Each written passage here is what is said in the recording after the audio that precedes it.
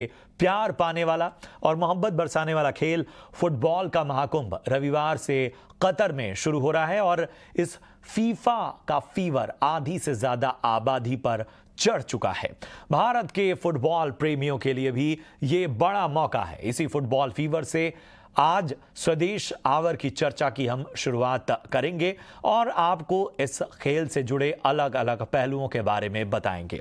आपको बता दें कि साल 1904 में पेरिस में फीफा अंतर्राष्ट्रीय फुटबॉल संस्था बनी और इस बार का क्यों खास है जरा देख लीजिए। महामुकाबला कतर और इक्वाडोर के बीच खेला जाएगा। जो पहला मुकाबला है रविवार को कतर यानी मिडिल ईस्ट में पहली बार हो रहा है। इस बार फीफा वर्ल्ड कप किसी एशियाई देश में 20 साल बाद फुटबॉल का वर्ल्ड कप खेला जा रहा है। 32 टीमें हैं जिन्हें 8 ग्रुप्स में बांटा गया है। कुल 64 मैच खेले जाएंगे। रिलायंस इंडस्ट्रीज लिमिटेड की ग्रुप कंपनी वाईकॉम 18 के पास इस पूरे प्रसारण के ब्रॉडकास्ट राइट्स हैं। स्पोर्ट्स 18 चैनल के साथ जियो सिनेमा ऐप पर भी आप इस पूरे रोमांच का आनंद ले सकेंगे। तो 20 नवंबर जो पहला मुकाबला है Qatar versus Ecuador football world cup का पहला मैच 20 नवंबर को भारतीय समयानुसार रात 9:30 बजे खेला जाएगा। कतर, इक्वाडोर, सेनेगल, नीदरलैंड्स ये फुटबॉल वर्ल्ड कप के ग्रुप ए में टीमें शामिल हैं। इंग्लैंड, ईरान, अमेरिका और वेल्स ग्रुप बी में फुटबॉल वर्ल्ड कप में शामिल हैं। ग्रुप सी की बात करें तो इसमें अर्जेंटीना, सऊदी अरब, मैक्सिको और पोलैंड जैसी टीमें हैं और ग्रुप डी में फ्रांस, ऑस्ट्रेलिया, डेनमार्क और ट्यूनीशिया इस ग्रुप में शामिल हैं।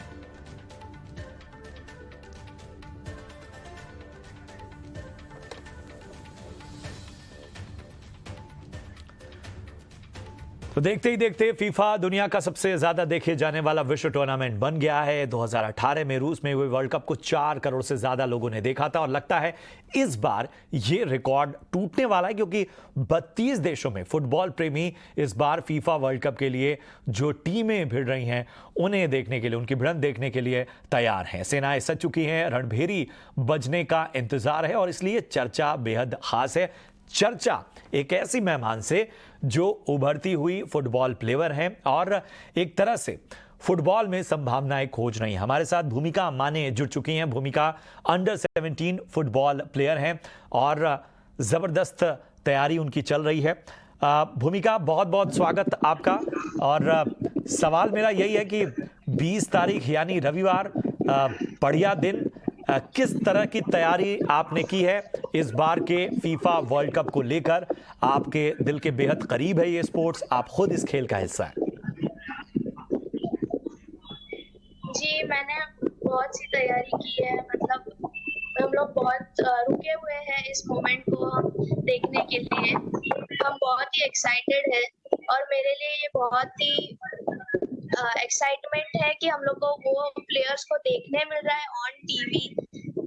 ये बहुत ही अच्छा मौका है उनसे, उनको देख के सीखने के लिए। अगर हम आपके फेवरेट प्लेयर्स की बात करें, अगर आप इन पूरे इस इवेंट में जिन प्लेयर्स को आप बहुत फॉलो करती हैं या जिनका खेल आप बहुत समय से देखती आई हैं वो कौन से हैं और ये प्लेयर्स जो हैं वो क्यों खास हैं, क्या पसंद है इनमें आपका? मेरे फेवरेट प्लेयर क्रिस्टियानो रोनाल्डो है और ये मुझे अच्छे लगते हैं क्योंकि इनके पास सिर्फ टैलेंट ही नहीं है पर इनकी ऐसी मान्यता है कि सिर्फ टैलेंट से ही प्लेयर नहीं बनता है, पर टैलेंट पर हार्ड वर्क डेडिकेशन के साथ करो तो ही वो टैलेंट हम लोग ने अच्छी तरह से यूज किया ऐसे होता है। इसीलिए ये मेरे फेवरेट प्लेयर है और उनसे मैं रोज मतलब हर उनके मैच से मैं बहुत कुछ सीखते आ रही हूँ। और ये एक बड़ी बात है कि जब इन खिलाड़ियों की मेहनत ही नहीं, ऑन फील्ड इनकी टेक्निक ही नहीं, बल्कि इनकी कही हुई बातें भी किस तरह से दुनिया भर के फुटबॉल प्रेमी और ख़ासतौर पे जो एस्पायरिंग जो प्लेयर्स हैं वो किस तरह से उनकी एक एक बातों को फॉलो करते हैं, देखने वाली बात होती है। और जैसा हमारे साथ इस चर्चा में भूमिका बार बार कह रही हैं कि वो जो बातें कहते हैं, जो इंस्पायरिंग बातें कहती हैं वो बहुत मायने रखती हैं। भूमिका, अगर हम बात करें आपके पूरे सफ़र की, भारत में फुटबॉल जो है, क्यों आपने ये स्पोर्ट्स चुना, किस उम्र से आप खेल रही हैं और आगे आपकी क्या योजना है? मैं जब 5 साल से थी तब से खेल रही हूँ। मेरे पापा भी एक बहुत अच्छे फुटबॉल प्लेयर रह चुके हैं, तो उनके साथ मैं मैचेस वगैरह खेलने जाती थी, देखती थी, तो वहीं से मुझे इंटरेस्ट जाग उठा है और वही मेरे सबसे पहले कोच रहे। जरा हमें बताएं कि भारत की अगर हम बात करें और फुटबॉल के लिहाज से, तो कहा जा रहा है कि अभी बहुत लंबा सफ़र है और स्पोर्ट्स को लेकर एक अवेयरनेस की कमी है। आप क्या चीज़ें देखती हैं? आप तो खुद इस खेल का हिस्सा हैं। आप क्या चीज़ें देखती हैं जो एक स्पोर्ट्स के तौर पर भारत में फुटबॉल के लिए काम उस पर किया जाना चाहिए? स्पोर्ट्स के इसमें तो अभी तो बहुत से प्रोग्राम्स बनाए जाते हैं स्कूल में, बहुत से स्पोर्ट्स में पार्टिसिपेट करने के लिए अनाउंसमेंट किए जाते हैं, पर अभी भी कई जगहों पर ये स्पोर्ट अभी तक इंट्रोड्यूस नहीं हुआ है और ज्यादातर लड़कियों में तो बहुत कम इंट्रोड्यूस हुआ है। तो मेरा ये कहना है कि और ज्यादा लोगों को रीच करके और ज्यादा शहरों में रीच करके उनको पार्टिसिपेट करने के लिए हमें प्रोत्साहित करना चाहिए। बिल्कुल। भूमिका, अगर हम टीमों की बात करें, तो आपकी फेवरेट टीम इस बार कौन सी रहेगी और आपको लगता है कि कौन सी टीम जो है वो फाइनल तक का रास्ता तय करेगी? मेरी फेवरेट टीम तो मेरे फेवरेट प्लेयर की है, पोर्टुगल टीम। और अगर कहें तो बहुत से फाइनल तक कौन पहुंचेगा ये हम कभी भी कह नहीं सकते, क्योंकि सब टीम इतने अच्छे हैं और इतने अच्छे से वो लोग ट्रेनिंग करते हैं, इतने अच्छे क्वालिटी के साथ, तो कहना मुश्किल है। पर आई होप कि मेरी फेवरेट टीम आ जाए। बिल्कुल, बिल्कुल। बहुत-बहुत शुक्रिया करेंगे भूमिका हमसे जुड़ने के लिए, और बहुत ही बेहतर तरीके से आपने बताया, और आपको ढेर सारी शुभकामनाएँ। और आप भी आगे चल के हमारे देश का मान बढ़ें और फुटबॉल में भारत भी अपना दमखम आगे दिखाए और उसमें आप एक बहुत बड़ी भूमिका निभाएँ अपने नाम के मुताबिक ही। यही हमारी आपको शुभकामनाएँ हैं। और भूमिका के साथ ही हमारे साथ फुटबॉल खिलाड़ी शाह हुज़ैब साहब भी जुड़े हैं और उनकी तरफ ज़रा रुख तक करते हैं। शाह हुज़ैब साहब, कतर में फ़ुटबॉल फीवर जो है वो उफ़ान पर है और कई देशों से फैंस कतर में पहुंच रहे हैं। इस पूरे रीजन में फ़ुटबॉल को आगे बढ़ाने के लिए बहुत बड़ा मौका है, मिडिल ईस्ट में पहली बार हो रहा है। क्या क्या चीज़ें, हाइलाइट्स आप करना चाहेंगे इस इवेंट को लेके, जो शायद लोगों को कम पता है? मैं आपको कहना चाहूंगा ये ऐसा पहला वर्ल्ड कप है, फीफा वर्ल्ड कप है जो जिसकी टाइमिंग चेंज हुई है। वरना सारे जो आज तक फीफा वर्ल्ड कप हुए हैं वो समर टाइम में होते थे। और इसका मेन रीजन यही है कि जो कतर है वहाँ पे बहुत सारा टेम्परेचर होता है, 50 डिग्री सेल्सियस होता है वहाँ पे, बहुत सारी गर्मी होती है और इसी वजह से वहाँ पे जो प्लेयर्स है वो नहीं खेल पाते। और इसी वजह से टाइम जो वेन्यू है वेन्यू तो चेंज ही हुआ है, जो टाइमिंग है वो चेंज हुए टू विंटर्स। तो this is the first winter FIFA world cup. और दूसरी बात, बहुत सारे विजिटर्स हो गए और उसका मेन रीजन यही है कि जो कतर की ब्यूटी है और जो वहाँ की अट्रैक्शन है कतर की, और जो वहाँ पे अब एयर कंडीशनर्ड जो स्टेडियम्स बनाए गए हैं, या वहाँ के जो स्टेडियम्स है, वैसे तो 8 स्टेडियम्स है जिसमें मैच खेलना है और उनकी जो डिस्टेंस है वो बहुत कम है। तो इसी रीजन की वजह से बहुत सारे विजिटर्स भी हो गए, क्योंकि उनमें कम्यूटेबल होगी कि वो एक जगह से दूसरी जगह बहुत जल्दी पहुंचेंगे। अगर आप देख सकते हैं कि वहाँ पे जो बैनर्स भी चढ़ाए गए हैं मेसी, रोनाल्डो या नीमार के। तो एक बड़ा मेगा इवेंट है, $200 मिलियन इस पे खर्चा किया गया है। और 7 जो स्टेडियम्स है वो नए बनाए गए कतर में। और एक मतलब पहली बार जो विंटर टाइम में हो रहा है ये मेगा इवेंट।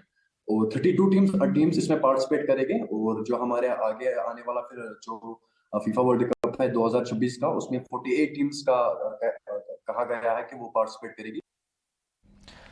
बहुत बहुत शुक्रिया करेंगे शाह आपका हमसे जुड़ने के लिए और इन खास इनसाइट्स के लिए। तो रविवार से फुटबॉल वर्ल्ड कप की शुरुआत हो रही है और उसके बारे में तमाम जानकारियां हमने आपको दी, लेकिन उत्साह जो है वो भारत में भी चरम पर है। मुंबई में भी वर्ल्ड कप को लेकर एक्साइटमेंट अपने पीक पर है और इस वर्ल्ड कप में फैंस की कौन सी टीम फेवरेट है, कौन सी टीम हो सकती है डार्क हॉर्स, हमारे सहयोगी अनुराग शाह ने मुंबई में ऐसे ही कुछ इंथुजियास्टिक फैंस से खास बातचीत की।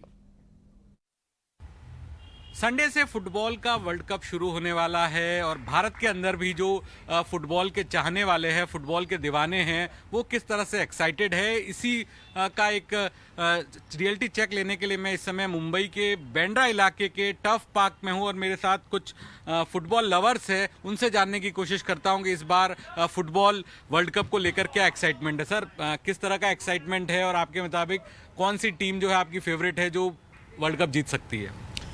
For me personally, I think Brazil is the team I'll follow. And excitement is still there, even though it's so close, Qatar, but most of us, we're not sure because of work around we won't go. But all of us are following our particular teams and we'll wear their jerseys and enjoy ourselves. Okay.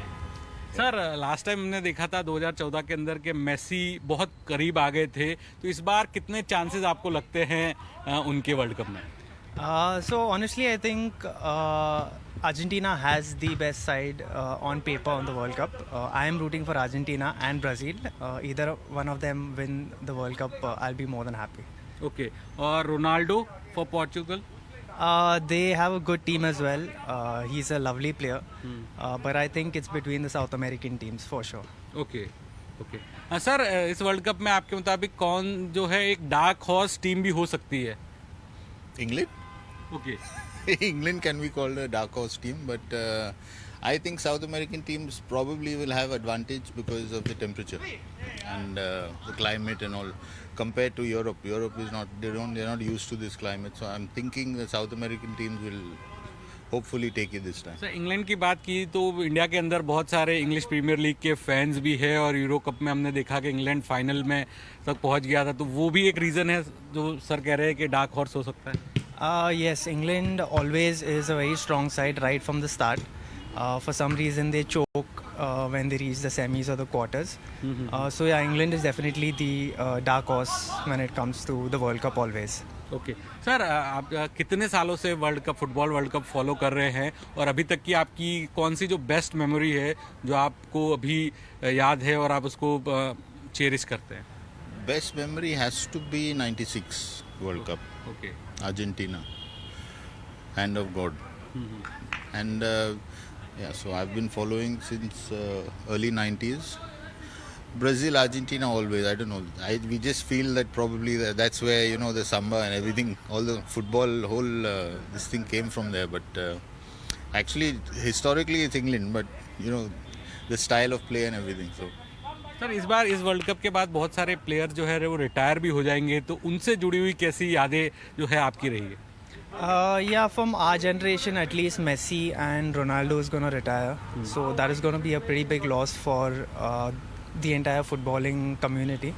Hopefully some upcoming stars like Mbappe shine and they give us some good football for the next 10 years. So we're looking forward to that. Yeah. तो ये football lovers थे मेरे साथ जो पिछले कई सालों से फुटबॉल वर्ल्ड कप को फॉलो कर रहे हैं और इस वर्ल्ड कप में इनके जो फेवरेट प्लेयर्स हैं वो भी कुछ रिटायर हो जाएंगे, लेकिन फुटबॉल का जो फीवर है वो पूरी तरह से है और आने वाले वर्ल्ड कप को लेकर काफ़ी ज़्यादा एक्साइटेड है। मुंबई के बांद्रा इलाके के टफ पार्क से मैं अनुराग शाह, ईटी नाउ स्वदेश के लिए। तो देखा आपने किस तरह से भारत में भी लोग कितना क्लोजली फॉलो करते हैं स्पोर्ट्स को और यही वजह है कि हम बार बार उम्मीद करते हैं कि फुटबॉल के मैदान पे भी भारत का जो दम है वो विश्व स्तर पर नजर आए। और मुंबई के फैंस की दीवानगी हमने आपको दिखाई। अब आपको केरल यानी दक्षिण भारत के केरल लिए चलते हैं जहां कोयट्टम की तस्वीर देखिए। यहां भी फैंस ने अपने फेवरेट टीम और खिलाड़ियों की तस्वीर लगाई हुई है।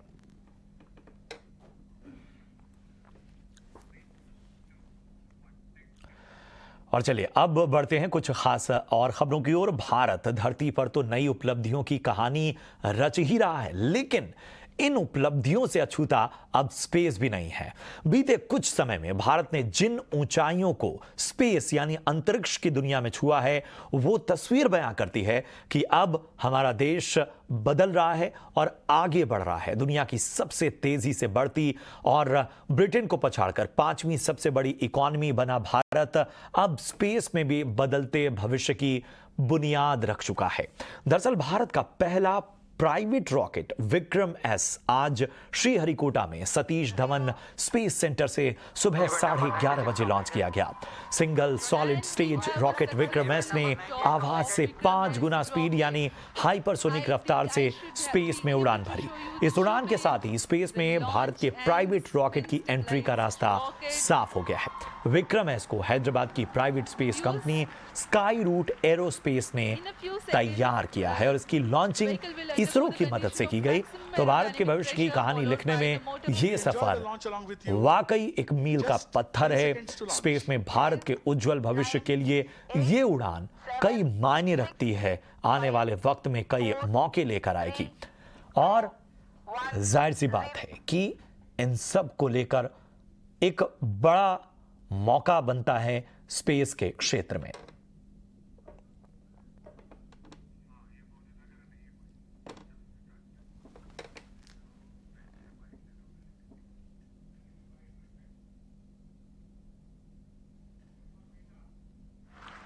In a few seconds. Congratulations, India. It is indeed a new beginning, a new dawn, and shall I say, very appropriately as our team members have put it, a new prarambh in the journey of India's space program. I'm happy to announce the successful completion of Mission Prarambh, the beginning of Skyroot Aerospace. The rocket VKS took off at LEA of 80 degrees and azimuth of 100 degrees, achieved an altitude of 89.5 kilometers and a range of 121.2 kilometers, exactly what was planned by Skyroot Aerospace. बढ़ते आगे, नकली दवाओं पर लगाम लगाने के लिए अब दवाओं पर QR कोड लगाना आवश्यक होगा। QR कोड के लिए 300 दवा ब्रांड शॉर्टलिस्ट की गई हैं। पूरी खबर पर ज्यादा जानकारी दे रहे हैं हमारे सहयोगी समीर दीक्षित। नकली दवाओं के खेल को खत्म करने के लिए स्वास्थ्य मंत्रालय ने QR कोड के नियम को अनिवार्य कर दिया है। स्वास्थ्य मंत्रालय ने नोटिफिकेशन जारी कर दिया है। नोटिफिकेशन के तहत ये जो QR कोड की व्यवस्था होगी ये 1 अगस्त 2023 से अनिवार्य हो जाएगी और 300 दवाओं को सरकार ने लिस्ट किया है जो इस QR कोड के दायरे में आती हैं। और जो QR कोड होगा इससे दरअसल सरकार क्या फायदा देख रही है और QR कोड में क्या कुछ शामिल होगा। दरअसल QR कोड में जब भी आप उसको स्कैन करेंगे तो जो जानकारी स्पष्ट तौर पर देनी होगी, जो दवा निर्माता कंपनी है उसमें यूनिक आइडेंटिफिकेशन कोड होना चाहिए। इसके साथ ही साथ दवा का नाम और जो जेनरिक उसका नाम है वो भी बताना होगा। इसके साथ ब्रांड कौन सा है और निर्माता कौन है, यानी कि किसने दवाई बनाई है, ये भी जानकारी QR कोड में आपको उपलब्ध करानी होगी। इसके अलावा बैच नंबर जो दवाई का है और साथ ही साथ जो प्रोडक्शन की डेट है और एक्सपायरी डेट है वो भी QR कोड के जरिए जो उपभोक्ता है, ग्राहक है, उसको मुहैया करानी होगी। इसके साथ ही साथ जो लाइसेंस निर्माता को मिला है वो लाइसेंस नंबर भी आपको QR कोड के जरिए बताना होगा। तो QR कोड के जरिए सरकार को इस बात की उम्मीद है और भरोसा है कि आने वाले वक्त में जो नकली दवाइयों का खेल होता है उस पर काफी हद तक लगाम लग पाएगी, क्योंकि जो लोग हैं वो QR कोड आधारित ही वो दवाई खरीदेंगे। जो 300 दवाइयां लिस्टेड हैं और QR कोड में सारी जरूरी जानकारी ग्राहकों को उपलब्ध हो पाएगी ताकि वो ये पहचान कर पाए कि उनकी दवा जेन्युइन है और वो उनको लाभ भी देगी। तो QR कोड के जरिए सरकार नकली दवाओं के खेल को खत्म करना चाहती है। बढ़ते आगे, बजट के लिए तैयारियां शुरू हो गई हैं। ET नाउ स्वदेश को जानकारी मिली है कि फर्टिलाइजर मंत्रालय ने FY24 के लिए रिकॉर्ड 2,55,000 करोड़ रुपए की सब्सिडी की मांग की है। इस पर ज्यादा डिटेल्स दे रहे हैं हमारे सहयोगी प्रकाश प्रियदर्शी। देखिए, सूत्रों के हवाले से हमें एक्सक्लूसिव जानकारी मिल रही है कि फर्टिलाइजर मंत्रालय ने आगामी बजट यानी कि बजट 2023-24 से रिकॉर्ड फर्टिलाइजर सब्सिडी की मांग की है। सूत्र हमें बता रहे हैं कि मंत्रालय ने जो प्रस्ताव भेजा है उसमें अब तक का हाईएस्ट 2,55,000 करोड़ रुपए की फर्टिलाइजर सब्सिडी की मांग की है और इसके पीछे दो अहम वजहें मंत्रालय ने बताई है। सबसे पहला तो ये कि हाई गैस प्राइसेस की वजह से जो डोमेस्टिक यूरिया प्रोडक्शन है उसके कॉस्ट में काफ़ी बढ़ोतरी देखने को मिल रही है, जिसकी वजह से अतिरिक्त सब्सिडी की ज़रूरत होगी और साथ ही साथ डोमेस्टिक मार्केट में जो फर्टिलाइज़र की डिमांड है उसमें कमी नहीं आई है बल्कि उसमें बढ़ोतरी देखने को मिल रही है और उसकी वजह से भी आगामी वित्त वर्ष में अतिरिक्त फर्टिलाइज़र सब्सिडी की ज़रूरत होगी। इसके अलावा जो गैस की कीमतें हैं उसमें काफ़ी बढ़ोतरी हुई है। अगर आप आंकड़ों पर नज़र डालें तो जो long term contract urea plants ने किए हैं उनको उस हिसाब से गैस की सप्लाई नहीं हो रही है, उसमें 10% की कटौती कर दी गई है, जिसकी वजह से उन्हें स्पॉट मार्केट से गैस खरीदना पड़ रहा है और इसकी वजह से जो डोमेस्टिक यूरिया का प्रोडक्शन कॉस्ट है उसमें काफ़ी बढ़ोतरी देखने को मिली है और उसका नतीजा ये हुआ है कि चालू वित्त वर्ष के लिए 46,000 करोड़ रुपये का फंड एलोकेट हुआ था डोमेस्टिक यूरिया प्रोडक्शन के लिए, वो बढ़कर 1,27,000 करोड़ रुपये हो गया है। आंकड़ों पर अगर आप नज़र डालें तो चालू वित्त वर्ष में अभी तक कंपनियों ने फर्टिलाइजर मंत्रालय ने 1,91,000 करोड़ रुपए की फर्टिलाइजर सब्सिडी का डिसबर्समेंट कर दिया है, यानी कि कंपनियों को दे दिए हैं और वित्त मंत्रालय ने करीब 2,15,000 करोड़ रुपए की सब्सिडी देने का वादा किया है, लेकिन मंत्रालय को ऐसा लगता है कि चालू वित्त वर्ष की चौथी तिमाही में उन्हें अतिरिक्त फंड की ज़रूरत होगी, लिहाजा उसकी भी डिमांड की है। ऐसे में अगर गैस की कीमतों में कमी देखने को नहीं मिलती है तो अगले वित्त वर्ष में भी सरकार को काफ़ी चुनौतियों का सामना करना पड़ सकता है। बढ़ते हैं अगली खास खबर की ओर। केंद्र सरकार ने digital personal data protection bill 2022 का ड्राफ्ट जारी कर दिया है और इस पर 17 दिसंबर तक आम लोग और सभी स्टेक होल्डर्स अपनी राय दे सकते हैं। सभी स्टेक होल्डर्स के सुझाव इसमें शामिल करने के बाद बिल का फाइनल ड्राफ्ट जारी किया जाएगा। पूरी खबर बता रहे हैं ईटी नाउ स्वदेश संवाददाता समीर दीक्षित। सरकार ने digital personal data protection bill 2022 जारी कर दिया है। ये एक ड्राफ्ट डाटा प्रोटेक्शन बिल है जिसमें पब्लिक से, स्टेक होल्डर से सुझाव मांगे गए हैं। 17 दिसंबर अंतिम तारीख है जब लोग अपने इस डाटा प्रोटेक्शन बिल को लेकर के अपने सुझाव दे सकते हैं। इसके पहले जो सरकार ने डाटा प्रोटेक्शन बिल 2019 जारी किया था उसमें तमाम संशोधन और चर्चा के बात को कह करके पार्लियामेंट से वापस ले लिया गया और अब जो नया ड्राफ्ट जारी किया गया है इसमें सबसे ज्यादा इस बात का फोकस रखा गया है कि ज्यादा पावर इंडिविजुअल को मिले, व्यक्ति के पर्सनल डाटा को लेकर के उनको ज्यादा पावर या फिर उनको अतिरिक्त स्वतंत्रता मुहैया कराई जाए। मसलन आप किसी भी व्यक्ति के उसकी मर्जी के बिना उसके डाटा का इस्तेमाल नहीं कर सकते। हर व्यक्ति जब अपना कंसेंट देगा, अपनी सहमति देगा, तभी आप उसके डाटा का इस्तेमाल कर सकते हैं। यही नहीं, जो सर्विस प्रोवाइडर है वो उसके डाटा का किस तरीके से इस्तेमाल कर रहा है और अगर उसके इस्तेमाल में किसी भी वक्त किसी भी तरीके का बदलाव करता है तो वो तमाम जानकारी आपको सरल भाषा में, स्पष्ट भाषा में ग्राहकों को या फिर व्यक्ति को मुहैया करानी होगी। अगर आप आपके डाटा का सही इस्तेमाल नहीं करते हैं या आप उसके बारे में सही जानकारी नहीं देते हैं तो पेनाल्टी का भी प्रावधान है। 250 करोड़ रुपए तक का पेनाल्टी लगाई जा सकती है। तो ये कुछ अहम बातें हैं जो नए ड्राफ्ट डाटा प्रोटेक्शन बिल में शामिल की गई हैं। इसके अलावा जो डाटा स्टोरेज का या जो सर्विस प्रोवाइडर होगा उसका डाटा कहां स्टोर हो रहा है इस पर भी सरकार का खास ध्यान है।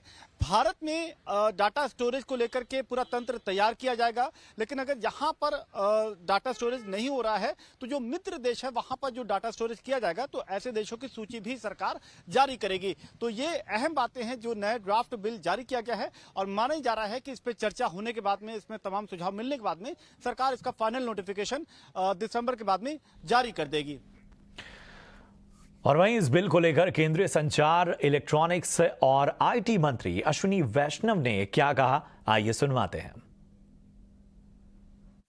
सबसे पहले भाषा एकदम सरल है। जैसा प्रधानमंत्री जी ने हमेशा कहा कि हमारे कानून ऐसे लिखे जाने चाहिए जो जनसाधारण की भाषा में हो, कोई भी व्यक्ति उन्हें समझ सके। इसमें एक बहुत ध्यान रखा गया है कि देश की जो 8th शेड्यूल में जितनी भी भारतीय भाषाएं हैं उन सब भारतीय भाषाओं में नोटिस हो, उन सब भारतीय भाषाओं में जो भी एग्रीमेंट और जो भी प्राइवेसी वाले जो साइन करने होते हैं, जैसे किसी भी आप ऐप को डाउनलोड करते हो तो जो शुरू में आई एग्री वाला पॉइंट आता है तो वो भारतीय भाषाओं में लिखा होना चाहिए, सरल भाषा में लिखा होना चाहिए और किस चीज़ का कंसेंट हमसे मांगा जा रहा है वो स्पष्ट तरीके पे कहा जाना चाहिए। बिल में जो ऑनरेबल सुप्रीम कोर्ट ने प्रिंसिपल्स ले किए थे कि प्राइवेसी के क्या प्रिंसिपल्स हैं, उन सारे के सारे प्रिंसिपल्स को purpose limitation, storage limitation, consent mechanism, notice, इन सब चीज़ों को बहुत ही केयरफुली इसमें डाला गया है, बहुत एक ढंग से डाला गया है। अगर ई कॉमर्स और दूसरे प्लेटफॉर्म पर फेक रिव्यू को रोकने के लिए सरकार जल्द स्टैंडर्ड जारी करने वाली है। ईटी नाउ स्वदेश को मिली जानकारी के मुताबिक अगले हफ्ते इसे जारी किया जा सकता है। ज्यादा जानकारी दे रहे हैं हमारे सहयोगी समीर दीक्षित। तमाम प्लेटफॉर्म पे, खासकर ई कॉमर्स प्लेटफॉर्म पे जो फेक रिव्यूज पोस्ट किए जाते हैं, इस पर रोक लगाने के लिए सरकार संभवतः अगले हफ्ते स्टैंडर्ड जारी करने जा रही है। सूत्रों के मुताबिक इस पर स्टेक होल्डर कंसल्टेशन को पूरा कर लिया गया है और जो ड्राफ्ट था उस पर भी चर्चा पूरी हो गई है और अब BIS यानी कि bureau of Indian standard in fake reviews को लेकर के स्टैंडर्ड जारी करने जा रही है। और इसमें सबसे ज्यादा जो जिम्मेदारी का दायित्व होगा वो ई कॉमर्स प्लेटफॉर्म पे होगा, क्योंकि ई कॉमर्स प्लेटफॉर्म पे ही सबसे ज्यादा इस तरीके के रिव्यूज, जिसमें बड़ी संख्या फेक रिव्यूज की है, वो पोस्ट किए जाते हैं। दरअसल सरकार और जो बिजनेस हाउसेज हैं वो भी ये समझते हैं कि ये फेक रिव्यूज जिसके चलते ग्राहकों के खरीदारी करने की जो उनकी चॉइस है वो प्रभावित होती है, इससे उनके धंधे पे भी असर पड़ता है और ये गुड प्रैक्टिस नहीं है। यही वजह है कि सरकार ने इसको लेकर के जून में कमेटी का गठन किया था कि किस तरीके से फेक रिव्यूज पर लगाम कसी जानी चाहिए और इस कमेटी में कंज्यूमर अफेयर्स मिनिस्ट्री के अलावा ASCI advertising standard council of India, industry body CII के भी प्रतिनिधि शामिल थे और अन्य स्टेक होल्डर शामिल थे। और इस कमेटी ने तमाम गहन चर्चा के बाद में अब जो स्टैंडर्ड फाइनलाइज किए हैं वो अगले हफ्ते जारी किए जा सकते हैं। जो प्रमुख बातें होंगी वो कुछ यूं होंगी कि ई कॉमर्स प्लेटफॉर्म पे केवल वेरीफाइड यूजर ही, जो KYC डॉक्यूमेंट के जरिए जिनका वेरिफिकेशन हो चुका है, वही रिव्यूज पोस्ट कर पाएंगे और उनको अपना रिव्यू पोस्ट करने के लिए उसके साथ में कोई डॉक्यूमेंट, वीडियो, फोटो या बिल को साथ में मुहैया कराना होगा। यही नहीं, जो अनवेरिफाइड रिव्यूज हैं या यूजर है उसको ई कॉमर्स प्लेयर को अपने प्लेटफॉर्म से हटाना होगा, उनके ऊपर ये जिम्मेदारी होगी। तो इसी तरीके से फेक रिव्यूज को रोक लगाने के लिए सरकार अगले हफ्ते स्टैंडर्ड जारी करने जा रही है। बढ़ते आगे, मुश्किल से गुजर रही जेट एयरवेज में CEO से लेकर मिड सीनियर कर्मचारियों पर वेतन कटौती की गाज गिरने वाली है। इस बीच मैनेजमेंट का भी वर्जन सामने आया है जिसमें कहा गया है कि 2/3 कर्मचारियों पर, जी हां, 2/3 कर्मचारियों पर कोई असर नहीं पड़ेगा। पूरी खबर बता रहे हैं हमारे सहयोगी समीर। जेट एयरवेज जो कि फिर से उड़ान भरने की कोशिश कर रही है, फिलहाल उसके सामने चुनौतियां तमाम हैं। इस वक्त वो मुश्किलों के दौर से गुजर रही है। ऐसा इसलिए क्योंकि सूत्रों के मुताबिक जो एयरलाइन के एम्प्लॉयज हैं, खासकर जो टॉप मैनेजमेंट है, उन्होंने सैलरी पे कट लिया हुआ है। मैनेजमेंट के आदेश के मुताबिक जो टॉप मैनेजमेंट है, जिसमें CEO, CFO या फिर हेड ऑफ डिपार्टमेंट शामिल है, उनके सैलरी में कटौती की गई है और ये कटौती अधिकतम 50% तक की गई है। सूत्रों के मुताबिक जो सीनियर से मिड लेवल के जो एम्प्लॉयज हैं उनमें ज्यादातर को या तो लीव विदाउट पे के लिए भेजा गया है 2 महीने के लिए, या फिर उनको उनकी सैलरी में कटौती की गई है और वो कटौती भी 25% से लेकर के अधिकतम 50% तक की रेंज में की गई है। हालांकि जो लो लेवल एम्प्लॉयज हैं, मसलन जो केबिन क्रू हैं, जूनियर मैनेजर्स हैं, उन पर किसी भी तरीके का इम्पैक्ट नहीं आया है और यहाँ पर जो भी फैसला लिए गए हैं, किसी की भी फायरिंग या नौकरी से किसी को नहीं निकाला गया है। इस पूरे ही मसले पे एयरलाइन की तरफ से संजीव कपूर, जो कि जेट एयरवेज के CEO हैं, उन्होंने ट्वीट करके बताया कि जितनी भी एम्प्लॉय स्ट्रेंथ है वो उसमें तकरीबन 2/3 पर किसी भी तरीके का असर नहीं पड़ेगा, ना ही उनकी सैलरी कटौती होगी, ना ही उन्हें लीव विदाउट पे के लिए भेजा गया है। और जो बचे 1/3 एम्प्लॉयज हैं उनमें ज्यादातर का जो है वो टेम्परेरी उनकी सैलरी कटौती की गई है। सिर्फ तकरीबन 10% ही एम्प्लॉयज हैं जिनको लीव विदाउट पे के लिए भेजा गया है, जो कि एक टेम्परेरी अरेंजमेंट है और जब जेट एयरवेज रिवाइव करेगा तो उनको वापस बुला लिया जाएगा। लेकिन फायरिंग या फिर नौकरी से किसी को नहीं निकाला गया है। लेकिन ये साफ दर्शाता है कि जेट एयरवेज के फिलहाल जो स्थिति है वो काफी बेहतर नहीं है। एयरलाइन लगातार कोशिश कर रही है रिवाइवल के लिए, मैनेजमेंट उसकी तैयारी भी करके बैठा है। देखना यह होगा कि आने वाले वक्त में एयरलाइन के लिए बेहतर दिन आते हैं या उसके लिए संकटों के जो बादल है वो और गहराते हैं। बढ़ते आगे, बाजार में कमजोरी आज हफ्ते के आखिरी कारोबारी दिन भी जारी रही। हालांकि आखिरी घंटे की रिकवरी के चलते निफ्टी 18,300 के ऊपर बंद होने में कामयाब रहा, लेकिन बंद लाल निशान में हुआ। सेंसेक्स में 87 अंक और निफ्टी बैंक में 21 अंक की गिरावट नजर आई। और चलिए अब मार्केट क्लासरूम में हमारी सहयोगी मानसी दवे ने मिलेनियम मैम्स के founder and mentor Vishnu Dhanka से खास बातचीत की और जाना कि शेयर बाजार में निवेश से पहले किन किन बातों का ख्याल रखना चाहिए, फंडामेंटल और टेक्निकल टर्म्स में निवेश के क्या मायने हैं। धानुका जी की क्लास ईटी नाउ स्वदेश की इस खास पेशकश में आपका स्वागत है। निवेश के मंत्रा क्या होना चाहिए, निवेश के मायने क्या होने चाहिए, ये सब समझने की हम कोशिश कर रहे हैं और इस सेगमेंट में हम आपको बताएंगे कि कैपिटल मार्केट्स में जब आप इन्वेस्टमेंट करने के बारे में सोच रहे हैं तो फिर रिस्क फैक्टर जो हैं वो क्या हैं और उन्हें एलिमिनेट कैसे किया जा सकता है। धानुका जी हमारे साथ जुड़े हुए हैं। धानुका जी, पहला सवाल तो मैं एक बेसिक सवाल है जिससे शुरुआत करना चाहूँगी। एक तो आप ये बताएं कि स्टॉक मार्केट इन्वेस्टमेंट आसान भाषा में क्या है और फंडामेंटल और टेक्निकल ये दो शब्द का अमूमन इस्तेमाल होता है। हमारे व्यूवर्स को बताएं कि इन दोनों के मायने क्या हैं। बहुत बढ़िया आपका प्रश्न है। लोग इस प्रश्न को समझते नहीं हैं एंड इन्वेस्टमेंट में घुस जाते हैं। सिंपल ये बात है कि अगर मैं होटल का शेयर लेता हूँ तो मैं होटल का मालिक हूँ टू द एक्सटेंट जितना शेयर मेरे पास है। इसका मतलब है कि प्रमोटर सीनियर पार्टनर है, मैं जूनियर पार्टनर हूँ। तो हमको ये समझना पड़ेगा कि शेयर मार्केट का गेम है पार्टनरशिप का। तो ये बेसिक अगर आप समझ लोगे तो पूरा का पूरा समाधान हो गया। अब फंडामेंटल और टेक्निकल एनालिसिस का अगर आपको इन्वेस्टमेंट करना है तो खाली फंडामेंटल की तरफ देखना है, टेक्निकल को आप टोटली भूल जाइए। और अगर ट्रेडिंग करना है तो डेफिनेटली टेक्निकल में हेल्प, यही डिफरेंस है दोनों में। बिल्कुल। तो फंडामेंटल यानी कि लंबी अवधि का निवेश और टेक्निकल कई सारे जार्गन्स, कई सारे पैटर्न्स हैं जिस पर बातचीत होती है। और टेक्निकल प्योरली ट्रेडिंग पर्सपेक्टिव के लिहाज से मान लीजिए जब आप कर रहे हैं तब टेक्निकल इंडिकेटर्स को आपको खास तौर से ध्यान में रखना है। लेकिन ये ज़रूर समझ कर चलें कि जब हम स्टॉक मार्केट ट्रेडिंग या इन्वेस्टमेंट की बात कर रहे हैं तो टेक्निकल और फंडामेंटल ये दो चीज़ें हैं जिसको आपको समझना है। सीधे तौर पर टेक्निकल का मतलब है ट्रेडिंग जो कि इंट्राडे हो सकती है, शॉर्ट टर्म हो सकती है। फंडामेंटल का मतलब होता है इन्वेस्टमेंट जो कि पोजिशनल हो सकता है और लॉन्ग टर्म होता है। बिल्कुल। अब ऐसे में क्योंकि हम जब कैपिटल मार्केट्स में ट्रेडिंग करते हैं धानुका जी, एक प्रॉब्लम या एक सिचुएशन आती है जहां पर रिस्क तो है। कहा जाता है कि शेयर बाजार में वक्त पर अगर आपका समय सही नहीं चल रहा है तो लोग हाथ भी जला लेते हैं। इस रिस्क को मिटिगेट कैसे किया जाए? देखिए, बहुत सिंपल आंसर है कि एज मैंने कहा कि पार्टनरशिप कॉन्सेप्ट है शेयर मार्केट। तो पार्टनरशिप कॉन्सेप्ट में सबसे इम्पोर्टेंट फैक्टर है चूज द राइट पार्टनर। तो आपकी 90% रिस्क तो खत्म हो गई। और दूसरा, आप पेशेंस रखना पड़ेगा। आप डिसाइड नहीं कर सकते हो कि शेयर मार्केट कल क्या होगा, एक साल बाद क्या होगा। आराम से रहिए बस। हाँ।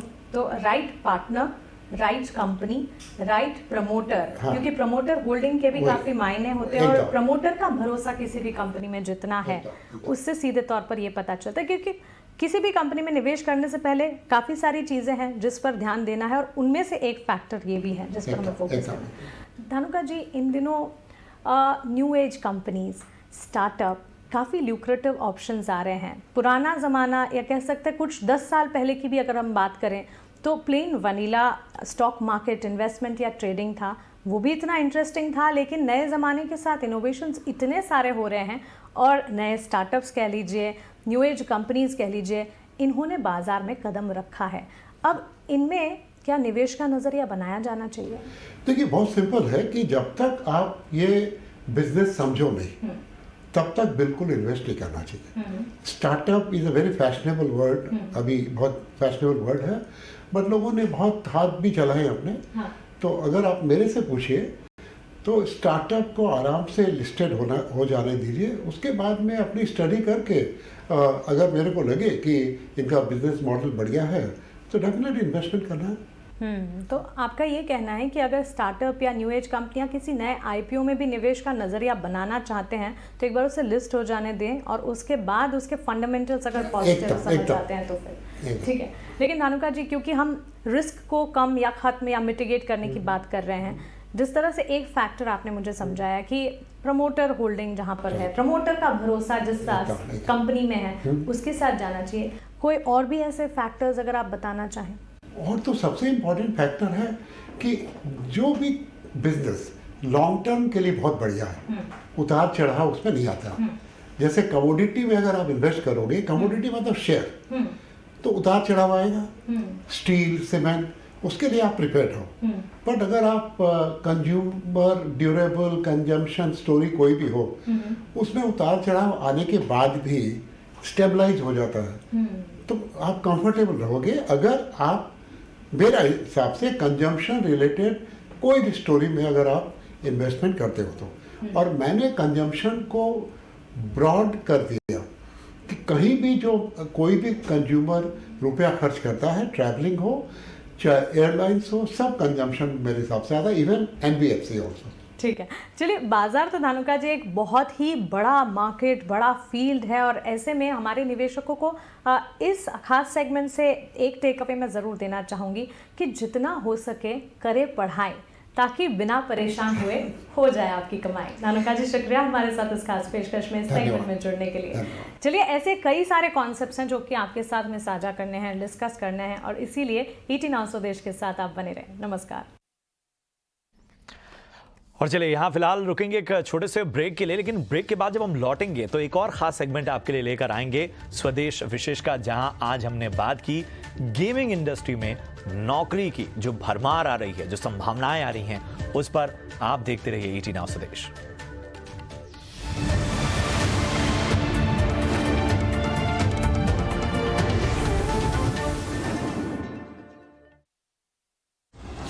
In association with BSc, experience the new.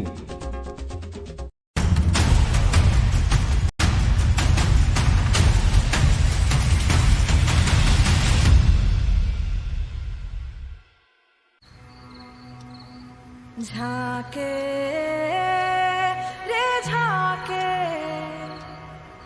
झरोखे से झाके, हैरत से आंखें, अपनी सी दुनिया नई रंगी लागे, ख्यालों की खिड़की से मन कूदे भागे। झाके रे झाके, झरोखे से झाके, देख के दंग है छोटे बड़े सारे। झाके रे झाके, हर कोई ताके, तरक्की को टुक टुक हर कोई ताके। झाके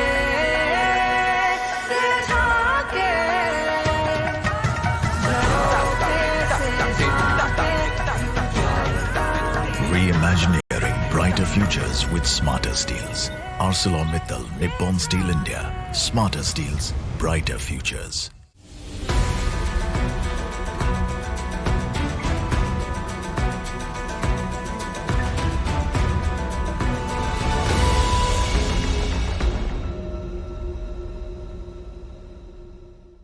एक बॉल 6 रन। ऋषभ भैया 1 मिनट। Okay cool. दादा दादी मम्मी ऋषभ भैया। D2H कनेक्शन पहुंचे डायरेक्ट टू हार्ट, लाए इंडिया के हर परिवार को एक साथ। Channels, apps, HD best plans. D2H direct to heart. Good morning by Park Avenue.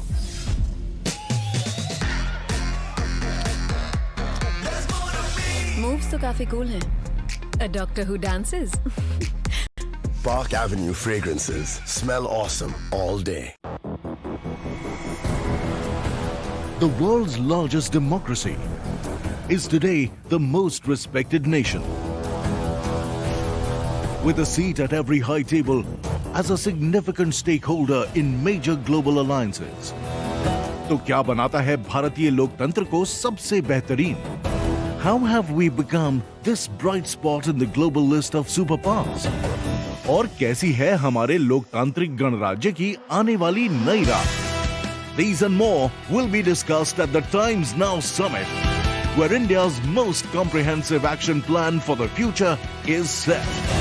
The actual action begins here. Times Now Summit 2022. Watch it on Times Now and Times Now Nav Bharat. Presenting partner Herbalife Nutrition. Co-powered by GE, building a world that works. E-mobility partner Olectra, pioneer in electric mobility in India. Driven by Maruti Suzuki.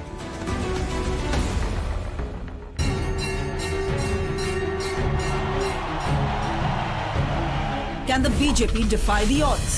Congress के लिए सरकार में आना राजपाट चलाने जैसा ही रहा है।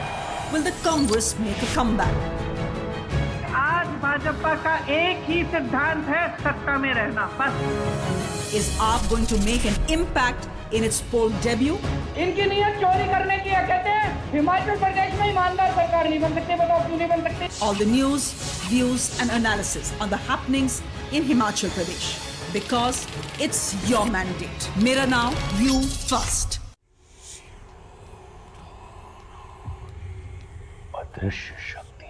दृश्य शक्तियों पर हावी हो जाती है और उनके आपसी संघर्ष से होता है एक भीषण तांडव। मैं आशुतोष राणा सुनाने आ रहा हूँ एक राजमहल और मौत माया मिथ्या से जुड़ी एक रोमांचक कहानी को। सुनिए मेरे साथ वरुथी। मिर्ची प्लस पर डाउनलोड कीजिए मिर्ची प्लस ऐप, कहानियों का असली अड्डा।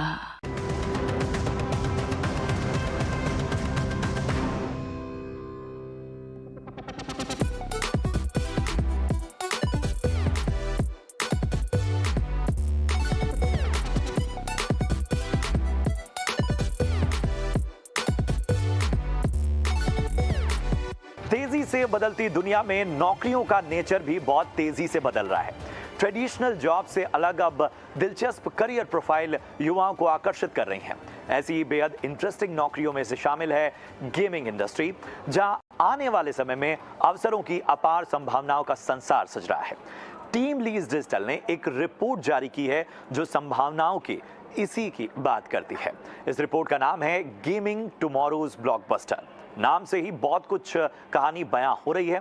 वैसे इस रिपोर्ट में कहा गया है कि गेमिंग सेक्टर में 20 से 30% की ग्रोथ दर्ज की जाएगी। साथ ही FY23 में प्रत्यक्ष और अप्रत्यक्ष रूप से 1 लाख नई नौकरियों के रास्ते खुलेंगे। अभी इसमें 50,000 लोगों को रोजगार पहले से मिला हुआ है।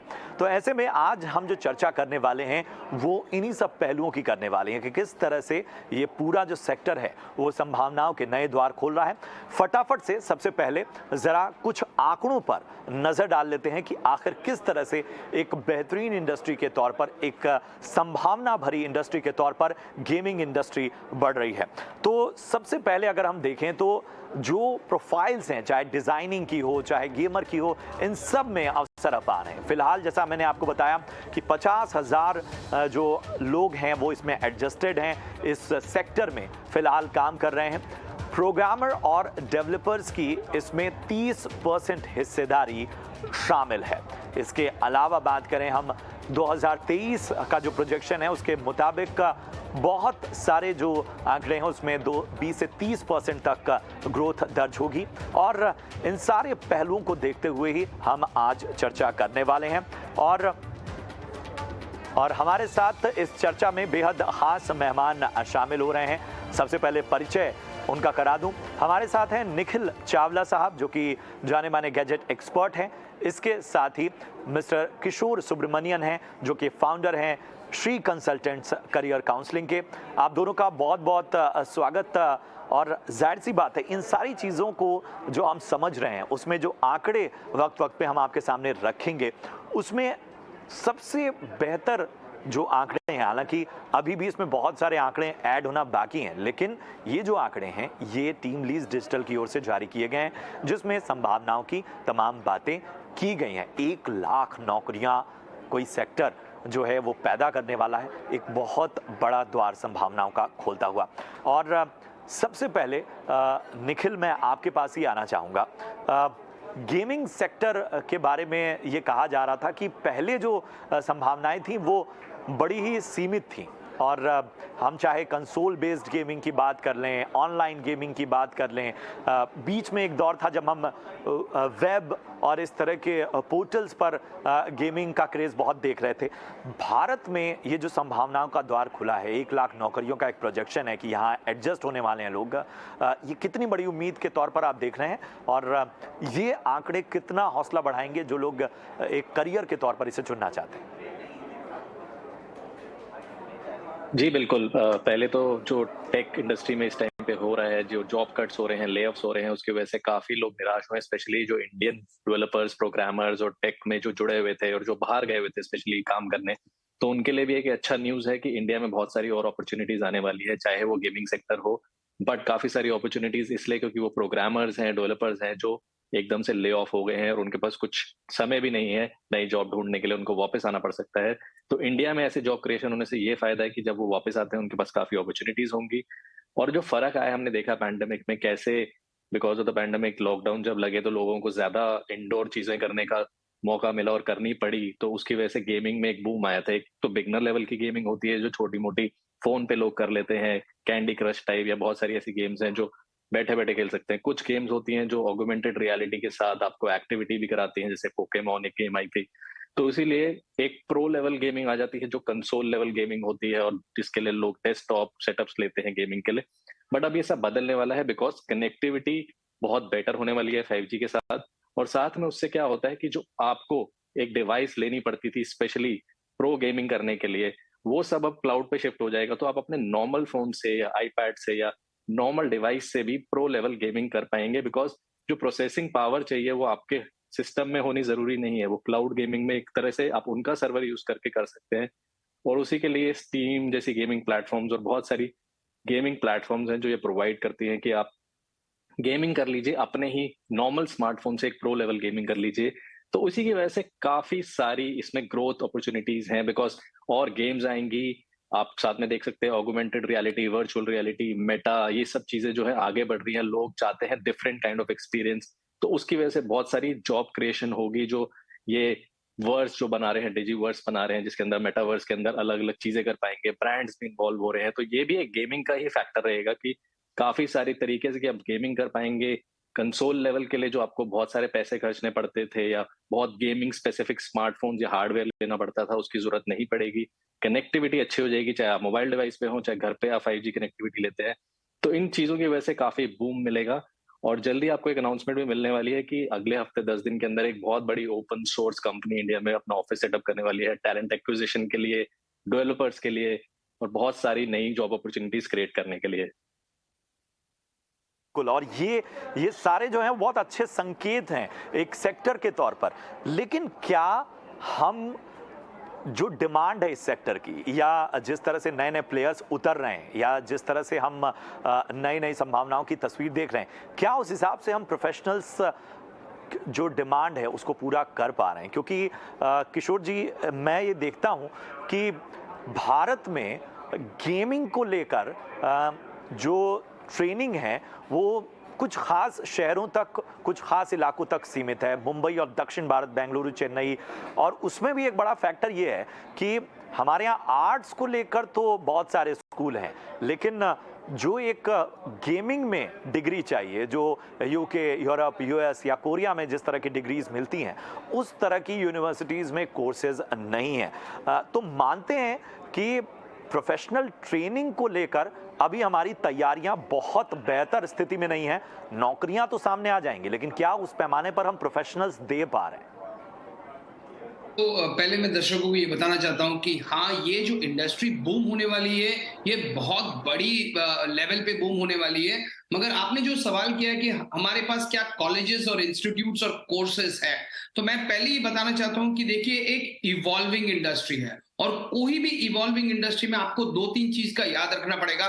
पहले तो स्मॉल प्लेयर्स आते हैं, फिर मीडियम साइज, उसके बाद लार्ज प्लेयर्स आते हैं। आज अगर एक यंगस्टर को, युवा को अगर कोई कोर्स करना है तो शायद 1 या 2 या 4 बड़े इंस्टीट्यूट्स हैं, और वो भी फिल्म इंस्टीट्यूट जहां एनिमेशन और गेम डिजाइन है। मगर जो भी अलग कोर्सेस है ये पाथ ब्रेकिंग होते हैं, ये ट्रेंड ब्रेकिंग होते हैं, इसको पिकअप होने में टाइम लगेगा। गेमिंग का पिकअप होगा, मगर इसे कैरियर ऑप्शन चूज करने में बहुत सारे चीज जो हैंडीकैप है, पहले तो एक स्टैंडर्ड इंडियन ट्रेडिशनल कल्चर जो होता है उसमें आर्ट्स या साइंस या इंजीनियरिंग या मेडिसिन का बैकग्राउंड चलता है, मगर अगर आज कोई विजुअल मीडिया या एनिमेशन में चले जाए तो उतना तक सीमित है। उसमें भी आप अगर परसेंटेज ऑफ स्टूडेंट्स देखोगे, आज इंडिया में लेस देन 3% स्टूडेंट्स कॉलेज में हैं जो एनिमेशन और विजुअल मीडिया और इस तरह के कोर्सेज लेते हैं, जिसे आज भी कहा जाता है ऑफबीट कोर्स। अगर उसमें एनिमेशन में आप गेमिंग लोगे, वो बहुत ज्यादा स्पेशलाइजेशन है। हालांकि इसमें बहुत डिमांड आने वाली है और यंगस्टर्स को ये बहुत पसंदीदा चीज है, तो वो ये करेंगे। मगर इनमें एक टॉप 20 स्कूल या टॉप यूनिवर्सिटी या टॉप कॉलेजेस का पार्टिसिपेशन बहुत इंपॉर्टेंट हो जाता है, क्योंकि आप अगर 1 लाख जॉब्स या 1.5 लाख जॉब्स, जो मुझे अपनी तरफ से लगता है बहुत कम नंबर है, क्योंकि आप जो वर्ल्ड वाइड गेमिंग का जो डेटा देख रहे हो, वो इंडस्ट्री अभी चाइना के हिसाब से $40 बिलियन का इंडस्ट्री है और हम करीबन 1.08, 1.2, 1.8 के बीच में घूम रहे हैं। तो इसका जो पोटेंशियल इतना बड़ा है और इसका रेलेवेंट कोर्सेज, जैसे कि आप अमेरिका में देख लो, एक न्यूयॉर्क फिल्म इंस्टीट्यूट, वहां आपको टॉप लेवल कोर्स मिलती है जहां वर्ल्ड क्लास प्रोफेसर है। मगर इंडिया में आप देखोगे तो 1 या 2 लार्ज इंस्टीट्यूट, जैसे अपने film institute like Whistling Woods Mumbai में, ऐसे इंस्टीट्यूट्स है। इसका स्प्रेड होना बहुत इंपॉर्टेंट है और ये अवेलेबिलिटी अभी सिर्फ अर्बन इंडिया में है। रूरल इंडिया में ये टेक्नोलॉजी, ये इंस्टीट्यूट्स, ये कोर्सेज नहीं है, बल्कि यूसेज है। सो यूसेज के स्पीड में और कोर्स के आने के स्पीड में डेफिनेटली आपका सवाल सही है, यहाँ एक लैग है, हमें इसको स्पीड अप करना पड़ेगा, क्योंकि ये मल्टीपल एम्प्लॉयमेंट अपॉर्चुनिटी देती है। बिल्कुल, बहुत अहम बात आपने किशोर जी कही कि हमारे लिए मौके तो तैयार हैं, लेकिन क्या उन मौकों को ग्रैब करने के लिए हमारे पास टैलेंट्स मौजूद हैं? इतनी बड़ी संख्या में अगर जॉब आ रही है तो क्या हम उस जॉब को फुलफिल करने के लिए उतने सारे टैलेंट दे पा रहे हैं? और स्पेशलाइज्ड ट्रेनिंग की बात सबसे अहम है और इसके अलग अलग पहलुओं पर भी मैं आऊँगा, आगे चर्चा करूँगा। सुमित सबरवाल साहब भी टीम लीड से हमारे साथ जुड़ चुके हैं, जो ये पूरी रिसर्च है वहाँ से आई है। सुमित जी, बहुत बहुत स्वागत है आपका। जिस तरह की फाइंडिंग्स हैं इस रिसर्च में, वो किस तरह से आपको नज़र आता है कि भारत में एक उम्मीद के तौर पर ये सेक्टर नज़र आने वाला है? और इसके अलावा ये जो नौकरियां हैं, इनमें जो प्रोफाइल है, उसमें कौन सी ऐसी प्रोफाइल है जिसके प्रति ज्यादा रुझान युवाओं का नजर आ रहा है? देखिए, बहुत क्लियरली गेमिंग इंडस्ट्री जो है वो है, जैसे कि हम पहले समझते थे कुछ दूसरी इंडस्ट्रीज जो थी, फॉर एग्जांपल जो अभी हमें बहुत बड़ी बड़ी इंडस्ट्रीज दिख रही हैं, उस तरीके से गेमिंग इंडस्ट्री एक ऐसे मुकाम पे है जहां पे मल्टीप्लाई होने वाली है। तो जैसे हम देख रहे हैं कि आजकल की जॉब्स बाकी सेक्टर्स में जरा कम हो रही हैं या थोड़ी सी पीछे जा रही हैं, इस इंडस्ट्री के अंदर कम से कम नहीं तो 20 से 30% का ग्रोथ बहुत इमीडिएट फ्यूचर में आने की संभावना है। और हम अगर देखते हैं कि from the salary perspective also, कि अगर जो सैलरीज हैं गेमिंग इंडस्ट्री के अंदर, वो कई बहुत ही अच्छी सैलरी होने वाली है, बिकॉज जैसे हम थोड़ी देर पहले डिस्कस कर रहे थे कि टैलेंट और ट्रेंड टैलेंट जो है वो अभी बहुत लिमिटेड सप्लाई में है। तो अगर जो हमारे युवा हैं, जो हमारे एस्पिरेंट्स हैं जॉब के लिए, अगर वो अपने आप को वीडियो गेम प्रोग्रामिंग या डेवलपमेंट या कंप्यूटर एनिमेशन या इंटरैक्टिव मीडिया डिजाइन, इस तरीके के कोर्सेज में अपने आप को स्किल कर लेते हैं, तो तब उनके पास ज्यादा ऑप्शंस हो जाएंगे जॉब के इमीडिएट फ्यूचर में। बिल्कुल बिल्कुल, वाकई जो है एक अवेयरनेस बहुत ज़रूरी है एक करियर ऑप्शन के तौर पर, और उसे देखना होगा। और इन सब के बीच सवाल उठता है कि आखिर जो बाकी देश हैं और भारत में बेसिक फ़र्क क्या आ रहा है? निखिल, मैं आपके पास आना चाहूँगा। जब हम देखते हैं पूरी गेमिंग इंडस्ट्री को या गेमिंग कल्चर को, तो हम यूके, यूरोप या कोरिया का जब एग्जाम्पल देखते हैं, तो वहाँ हम ये देखते हैं कि वहाँ कंसोल बेस्ड गेमिंग को लेकर गजब की अवेयरनेस है। और कोरिया में तो ख़ासतौर पे साउथ कोरिया में तो इसको लेकर कॉम्पिटिशन्स होते हैं और बहुत बड़े लेवल पे कॉम्पिटिशन होते हैं। भारत में क्या गेमिंग को लेकर जो अवेयरनेस होनी चाहिए, उस हिसाब से जिस तरह के इवेंट की प्लानिंग होनी चाहिए या इस सेक्टर के प्रति जो भी इसे फॉरवर्ड प्लानिंग के तौर पर आगे ले जा रहे हैं, वहाँ पर एक बहुत ज़्यादा अर्जेंसी की कमी आपको नज़र आती है? जी बिल्कुल, ई स्पोर्ट्स जिसकी आप बात करेंगे, गेमिंग के जो बहुत प्रोफेशनल लेवल पे कॉम्पिटिशन होते हैं, ई स्पोर्ट्स चाइना और साउथ ईस्ट एशिया में बहुत पॉपुलर स्पोर्ट्स है और वर्ल्ड ओवर उसको एक तरीके से बिगेस्ट स्पोर्ट्स का इवेंट माना जाता है। ई स्पोर्ट्स को एक कैटेगरी मानी जाए तो उसकी जो प्राइज अमाउंट है, जो प्राइज मनी है, वो भी बहुत बड़ी होती है। एक प्रोफेशनल स्पोर्ट्स लेवल के वर्ल्ड कप लेवल तक के प्राइजेस उसमें होते हैं और काफी ज्यादा उसमें पॉपुलेशन इन्वॉल्व है, स्पेशली जो कंट्रीज हैं चाइना और ये साउथ ईस्ट एशिया की। इंडिया में भी काफी कोशिश की जा रही है, काफी जो डेवलपर्स हैं, कंपनीज हैं, जो गेमर्स हैं प्रो लेवल्स के, उनको एक तरीके से कंटेंट क्रिएशन प्लेटफॉर्म्स भी पुश करती हैं उनके चैनल्स को।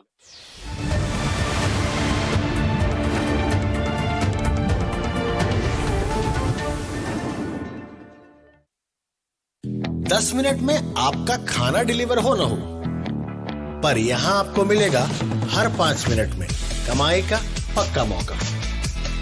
ईटी नाउ स्वदेश पर हर 5 मिनट कमाई का आइडिया।